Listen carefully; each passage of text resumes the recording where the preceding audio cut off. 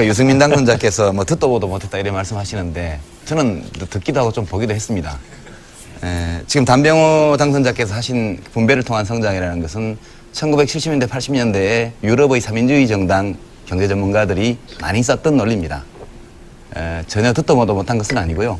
또 이론적으로도 네오케인지안들, 신케인즈주의자들 쪽에서 이 모델을 많이 연구를 했습니다. 그래서 제가 알고 있는 학술적 결론은 뭐냐 하면 특정한 국면, 특정한 조건에서는 이렇게 분배를 통한 성장이 가능하다는 겁니다. 근데 일반적인 조건에서는 이건 잘 안 맞는다는 거죠. 그래서 얼마 전까지 몇 년 전에 독일 연방정부의 재무장관 하던 오스카 라퐁테인이 바로 이런 네오케인지안이고 이런 주장을 했던 분 아닙니까? 지금 그만뒀지만. 그래서 전혀 없는 논리는 아니고요. 다만 이 논리를 지금 이 한국 경제의 상황에서 적용할 수 있느냐. 이제 그 점에 관해서 확신이 없는 것이죠. 저도 그 이론과 이런 것들을 알고 있지만 지금 이 모델을 여기에 적용하기에 우리가 지금 맞고 있는 이 상황, 위기 상황, 혹은 위기적 상황의 그 원인이 과연 그것이 유일한 것이거나 혹은 그것이 가장 중요한 것이냐에 대해서 저도 확신이 안 들기 때문에 저는 그런 주장을 안 하는 것이거든요. 이제 그 점에 대해서 너무 좀 이런 건 듣도 보도 못했다 이래 하시는 건 좀 지나치신 것 같고요. 그 다음에 이제 참여정부의 어떤 대책이 뭐냐 이렇게 이제 말씀을 하시는데 지금 정부에서는 이제 일단 중장기적인 어떤 근본 대책은 역시 혁신주도형 성장 이거에 대해서는 기업 쪽에서도 아마 굉장히 반기는 것으로 저는 알고 있습니다. 기본적으로 혁신주도형으로 가야 된다는 건 기본이고요. 다만 지금 국면에서 결국 경제를 활성화시켜야만 아까 말씀하신 것처럼 일자리도 많이 생기고 분배 상태도 호전되게 돼 있습니다. 우리가 1987년 노동자 대투쟁 이후에 90대 중반까지 진익예수나 이런 각종 지표로 나타난 분배 상태의 호전이 두드러졌거든요. 그러고 나서 외환위기 터지면서 급전직하 이제 상황이 나빠졌는데 다시 기본적으로 경제를 살려야만 그 다음에 분배를 호전시킬 수 있는 것은 분명한 사실이라고 저는 생각을 합니다. 그래서 이 시점에서는 조금 더 구체적으로 그러면 기업의 이 투자를 활성화시키고 특히 투자 여력을 가지고 있는 대기업들, 사내 유보를 많이 갖고 있지 않습니까? 그걸 자꾸 빚 갚는 데 쓰고 있는데 그러지 말고 좀 투자해서 고용도 창출할 수 있도록 하려면 뭘 해줘야 되냐, 정부에서. 이런 거 좀 구체적으로 말씀하시고 동시에 그 민간 가계의 소비 능력이 이렇게 취약해가지고는 어렵습니다. 그래서 지금 뱃뱅크니 뭐니 해서 여러 가지로 신용불량자 문제를 해결하거나 완화하거나 이렇게 한 대책들이 나오고 있거든요. 그래서 민간 가계의 소비 능력 혹은 구매 능력을 증대시키는 노력도 이걸 분배로 몰지 말고 저는 좀 받아주셨으면 좋겠고요. 협조 좀 하고 동시에 지금 투자 여력이 있는 기업들의 설비 투자, 신규 투자를 활성화시키기 위한 어떤 구체적 제안을 정부에게 하고 정부가 그것을 같이 상의하는 이런 쪽으로 간다면 그렇게 큰 논란 없이 우리가 해법을 찾을 수 있지 않을까. 알겠습니다. 이런 건의를 좀 드립니다. 야당과 제게. 그러니 수도권 공장 총량제 이런 규제는 저는 과감하게 폐지해도 좋다고 생각합니다. 그다음에 기업들이 파주에 LG 필립스가 공장을 짓고 말이죠. 삼성이 아산에 반도체 공장을 하겠다 그러고 또 화성에도 하겠다 그러고 쌍용이 평택에다 하겠다 그러고 이게 전부 다 수도권 총량 규제 거기도 물겨 있고 또 기업들이 요구하는 게 기업 도시를 만들자는 겁니다. 거기에다가 기업이 투자하고 인프라 다 해주고 학교까지 돼 있고 그런 문화시설까지 다 돼 있는 그런 기업 도시를 만들자는 거예요. 지금 울산 창원이 기업 도시 아닙니까 이미. 그래서 그런 기업들의 요구는 저는 그게 무슨 진재벌이고 친기업이 아니라 그런 거는 거절할 이유가 없다고 생각합니다. 설비 투자가 이렇게 많이 났고 지금 기업들 해외로 도망가는 기업들을 바지가랑이라도 잡고 붙잡아야 될 판이기 때문에 저는 정부가 그런 점에 있어서는 이게 정경련이 요구하는 거다 누가 요구하는 거다 이렇게 지금 따질 계제가 아니다. 그래서 이거는 과감하게 해야 된다 이렇게 좀 알겠습니다. 유승민 당선자가 그렇게 말씀하시는 취지를 이해합니다. 이해하는데 이제 우리가 정부가 정책을 집행할 때도 그렇고 국회의원들이 입법을 할 때도 그렇고 우리가 상충하는 어떤 정책 수단을 선택하면 그것이 어떤 가치는 달성하는 데 도움이 되지만 다른 가치를 훼손시키기도 하거든요. 그래서 우리가 하나의 가치만을 추구할 수 없기 때문에 근데 우리가 국토의 균형 발전이라는 가치가 있습니다. 동시에 기업의 투자 촉진이라는 가치가 있죠. 이 어느 하나가 다른 하나를 일방적으로 짓밟는 것은 못합니다. 그러니까 수도권 공장 총량제를 폐지하자든가 수도권 정부법 자체를 아예 없애버리자든가 이런 얘기는 만약 우리가 수도권이 아닌 지방의 발전에 관한 여러 전략을 마련하고 그것이 이미 시행 단계에 들어가 있다면 충분히 저는 검토해 볼 수 있다고 생각을 합니다. 지금 단계에서 다 없애는 식으로 하는 건 제가 볼 때는 또 기업의 투자 진작을 위해서 다른 가치를 너무 심하게 바른 것이기 때문에 좀 신중한 접근을 요한다는 말씀을 드리고요. 검토의 가능성은 있다고 예, 보시나요? 검토의 가능성은 있죠, 물론 있는 것이고요. 기업이 왜 투자하지 않느냐? 우리가 통상적으로 경제 이론에서 살펴보면 예상 투자 수익률이 이자율보다 높으면 투자하는 거 아닙니까? 근데 안 하고 있죠. 일종의 뭐 전문가들이 말하는 유동성 함정에 빠진 거 비슷해요. 사내 유보도 엄청 많고 금리도 굉장히 낮은데 정부가 금융정책, 통화정책을 아무리 써도 투자를 안 합니다. 그러니까 이것은 수익 전망이 몹시 낮기 때문이거나, 그러니까 수익성 있는 투자거리가 없거나, 또는 수익성 있는 투자거리가 있음에도 불구하고 정부가 쳐놓은 규제 장벽 때문에 그 프로젝트를 집행할 수 없거나 둘 중에 하나일 겁니다, 아마. 그래서 투자 수익 예상 투자 수익률이 낮은 어떤 사업밖에 없다면 우리가 정부와 기업이 서로 협의해서 기업들이 높은 수익을 기대할 수 있는 뭐 새로운 산업 분야를 찾던가 할 수 있겠죠. 동시에 이미 수익률이 있는 투자거리가 있는데 구체적으로 어떤 규제 때문에 막히는 게 있다면 이건 대화에서 풀어야 됩니다.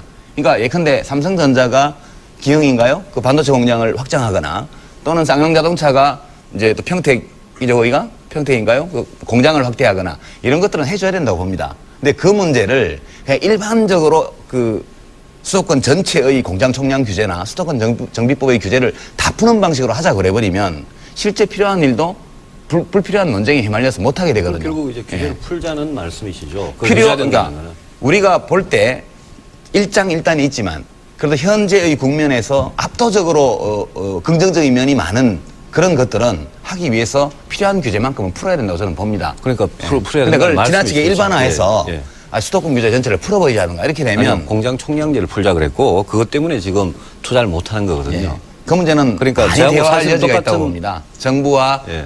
기업 사이에 또 여야 사이에 예. 굉장히 실용적이고 정말 실사구시적인 논의를 통해서 할 수 있다고 봅니다. 저는. 예.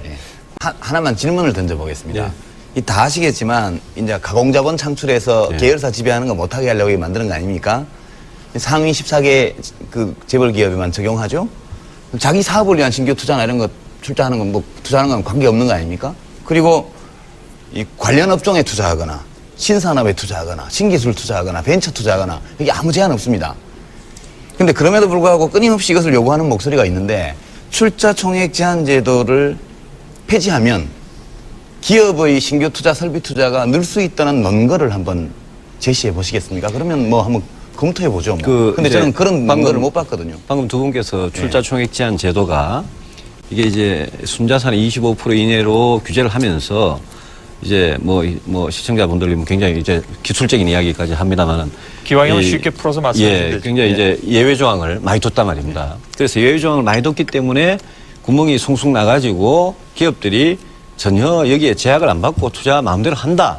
이렇게까지 이제 말씀을 하신 건데 현실은 그렇지는 않습니다. 현실은 그렇지는 않고 기업들이 하고 싶은데 출자 총액 제한에 걸려가지고 못하는 것도 있고 투자 이력이 굉장히 많은 기업 특히 이 제한이 25%면 25%라는 제한보다 훨씬 이렇게 많이 남은 기업 그런 기업은 할 수 있죠. 할 수 있는데 그게 아니고 25%에 이렇게 딱 걸려 있을 수가 있습니다. 기업이. 그런데 뭔가 투자를 하고 싶은데 이게 예외 조항에 해당이 안 돼가지고 투자를 못하는 그런 실질적인 경우가 최근에도 있었습니다. 그렇기 때문에 이게 완전히 무용지물이면 규제는 또 거꾸로 이야기하면 완전히 무용지물은 규제할 필요가 없지 않습니까? 투자를 못하는 게 아니라 출자를 못하는 아니요. 거죠. 그래서 그 문제에 대해서도 이현재 부총리께서는 출자 총액 제한에 대해서 상당히 완화, 폐지에 가까운 폐지라는 표현을 안 썼습니다만 그런데 강철규 공정거래위원장께서는 이현재 부총리의 그런 발언에 대해서 출자와 투자를 구분 못한다. 이렇게 이제 말씀하셨는데 방금 이제 유시민 의원께서 그 말씀을 하시려고 그러는데 출자라는 거는 이제 자본에 참여하는 거죠. 그죠? 투자라는 거는 출자가 투자 안에 이렇게 포함된 개념이죠. 그런데 출자는 투자가 아니다. 이렇게 말씀하실 수는 없죠. 아니요, 그렇지 출자가 않습니까? 투자가 아니라는 것은 아닌데 예. 모든 출자가 투자인 것은 아니죠. 그러니까 이 제도는 원래 도입했을 때부터 우리가 말하는 실물 투자, 그죠? 공장을 짓고 설비를 들이고 사람을 고용하고 이런 실물 투자가 아닌 그 가공의 자본을 창출하기 위한 출자, 순수의 출자 이걸 규제하기 위해서 한 것이고 적용 범위가 극히 좁거든요. 아, 그래서 이것이 원래 의도는 그런데 실제 투자가 수반되는 출자도 같이 있죠. 규제를 받죠. 그래, 받죠. 예. 근데 그 예외 규정 때문에 사실상 우리가 사회적으로 바람직하다, 국민 경제에 도움이 된다고 판단할 수 있는 거의 모든 종류의 투자들이 다 허용되어 있는 거 아닙니까? 그래서 이것이 물론 불만이 있고 다소간의 부작용이 있을 수도 있겠습니다만 이런 것이 정부와 기업과의 관계를 좌우하는 큰 변수가 된다는 것을 저는 좀 실용적인 관점에서 볼 때 잘 이해를 못하겠습니다. 저도 이게 뭐 굉장히 큰 이슈는 아닙니다. 큰 이슈는 아닌데 거꾸로 유시민 의원님께 하나 질문을 좀 드리면 유 의원 보시기에는 그러면 이런 규제는 이게 세계에서 이제 우리나라만 갖고 있는 규제고 그다음에 가공자본 정식 말씀하셨지만 지금 지주회사는 허용하거든요. 지주회사가 자회사에 출자하는 것도 이것도 어차피 가공자본입니다. 그런데 유 의원님께서는 이 출자 총액 제한을 언제쯤 그러면 없애면 된다 이렇게 보십니까? 그러니까요. 이렇게 이제 그 두 번째 질문은 너무 복잡한 문제라 제가 여기서 답변 안 드리겠고요. 이제 국제적으로 전례가 없는 이런 제도를 왜 우리만 하느냐? 아니요, 그게 아니라 제 의문의 핵심은 예.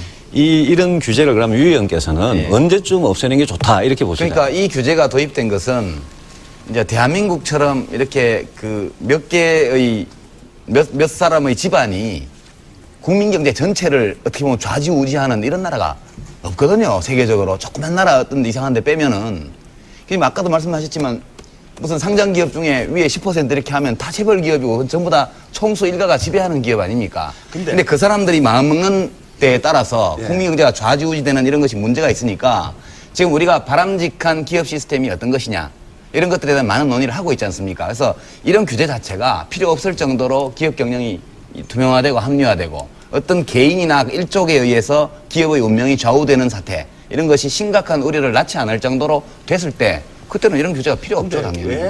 이 대한민국은요 대통령 혼자 움직여가는 나라도 아니고 정부 관료들이 마음대로 하는 나라도 아니고 이미 네. 국가와 민간 사이에 상당한 정도의 힘의 균형이 있어가지고요 정부 마음대로 절대로 못 끌고 갑니다. 그래서 제가 자꾸 기업과 재계와 정부 혹은 대통령과 그 대기업 사이의 정말로 허심탄회한 토론과 대화가 필요하다는 점을 누누이 기회 있을 때마다 말씀드리는데요. 알겠습니다. 서로 힘의 한계와 자기의 권한을 인정하면서 같이 가야 된다고 봅니다. 예. 그런 맥락에서 말씀드린 거예요. 예.